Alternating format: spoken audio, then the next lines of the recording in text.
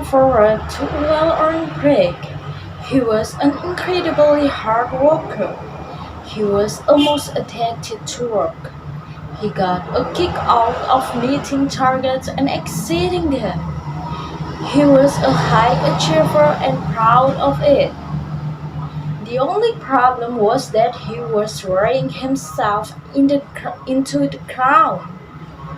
Not only that, but he was skating on thin ice when it came to his relationship with his wife, Dine.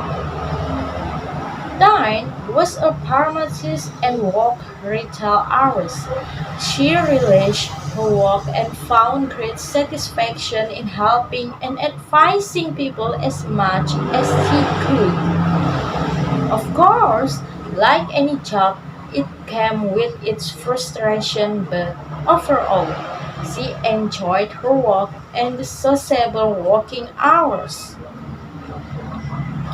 Darren treasured her weekends doing exciting new things with her friends and when he was free from work commitments.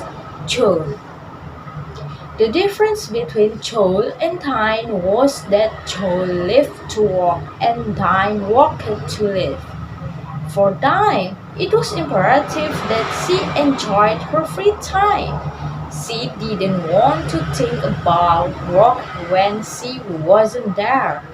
In her opinion, life was about exploring, pushing herself, and experiencing joy in the little things. Joe worked for a publishing company and felt under pressure to help the authors he represented as much as he could. This meant long, tiring, arduous days on the telephone, at meetings, and smoozing at networking events across the city. Due to Joel's long, unsociable working hours, the amount of quality time he and Diane spent together was slowly diminishing. They were like ships passing in the night. Often, when they did steal a moment together, they would talk about mundane things like washing, grocery shopping, or bills. The romance was fading before their very eyes. Diane and Joel met through friends and hit it off instantly. They shared similar hobbies and interests, and most importantly, they had the same sarcastic, dry sense of humor. They made each other howl with laughter. That laughter had disappeared in recent months as work had consumed Joel's life. Dad had tried to speak to him about it, but he didn't see a problem. He wanted to succeed in his role so they could have the finer things in life. But Dine wasn't interested in that. Dine wanted to earn enough money to do fun things and spend quality time with the people she loved. She didn't care about showing off or keeping up with the Joneses. Dine was beginning to wonder whether Joel cared more about his role at the publishing house than he did as her husband. Dine felt as though she was fading into the background. She had become invisible. She missed their caucus laughter. They, the, the way he made time for her, and the little things they do together. Joel missed spending time with Dine. Joel missed spending time with Dine too. He was so receptive that he didn't realize how much he was away from home. He adored his work and felt like he was making a difference, but at what cost? Diane discussed her concern with her friends one Friday evening over curry and beers in the local pub.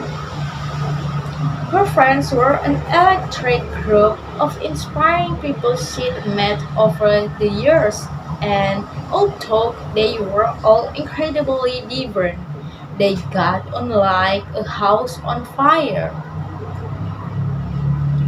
They gave her a wide range of opinions and advice. In the end, she knew she just had to follow her gut instinct, and that was to tell the truth. No matter how confrontational, it was the right thing to do.